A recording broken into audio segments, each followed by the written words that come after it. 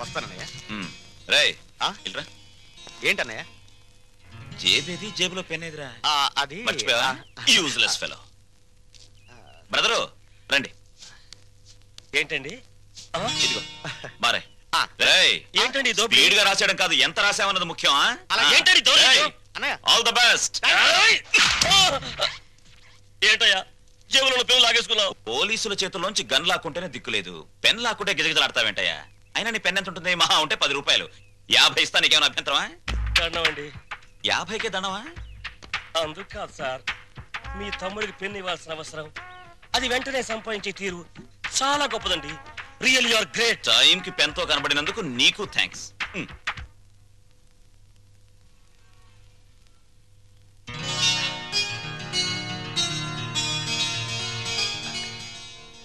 ఏమిట్రా? జగన్నాథరావు గారు వచ్చారమ్మా. జగన్నాథరావు గారంటే? జగన్నాథరావు గారంటే జగన్నాథరావు గారమ్మా. అదే ఎవర్రా? లలిత వాళ్ళ నాన్నగారు. లలిత? లలిత ఎవర్రా? జగన్నాథరావు గారు అమ్మాయి అమ్మా. తప్పుకో. చాలా సంతోషం, కూర్చోండి. థ్యాంక్స్. మీ గురించి నేను చాలా చాలా విన్నాను. నా గురించి ఎక్కువ చెప్పుకోవటం బాగుండదు, కానీ మీతో కొన్ని విషయాలు చెప్పక తప్పదు. అవి విన్నాక డబ్బు దొరదే అనుకోండి, లేక నా అభిరుచి అనుకోండి, మీ ఇష్టం.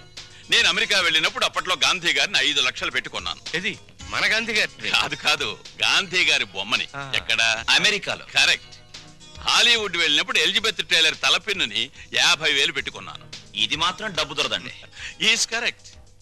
ఇలా వింత వింత వస్తువులు, విచిత్రమైన వస్తువులు కొనటం నాకు సరదా. అందుకే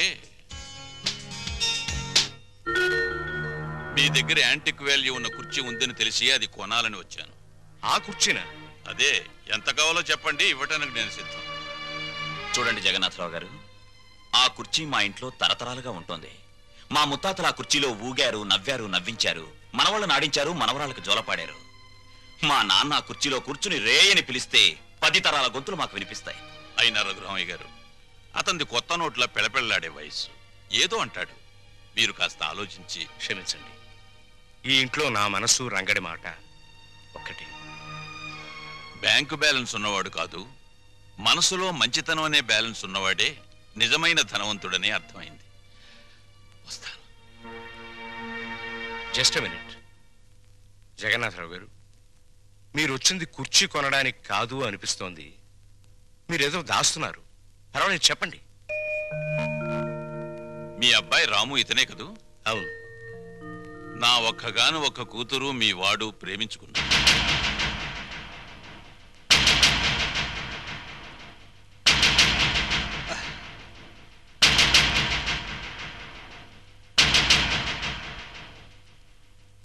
క్షమించండి జగన్నాథరావు గారు, ఇన్ఫ్యాక్ట్ వాళ్ళ ప్రేమ వ్యవహారం నాకు తెలియదు.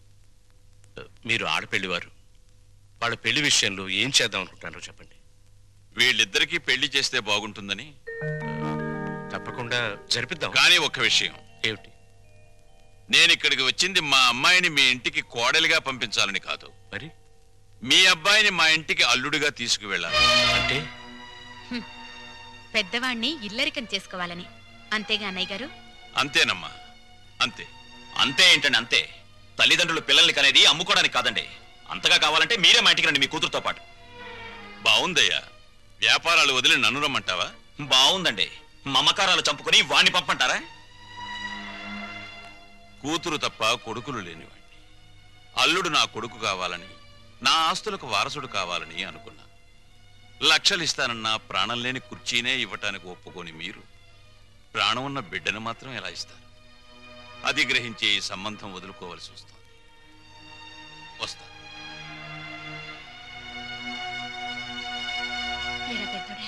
బాధపడుతున్నావా? నాకెందుకమ్మా బాధ? ప్రపంచ బ్యాంకు లాంటి నాన్న, రిజర్వ్ బ్యాంకు లాంటి నువ్వు, బంగారు గనులు లాంటి వీళ్ళు ఉండగా నాకెందుకమ్మా బాధ?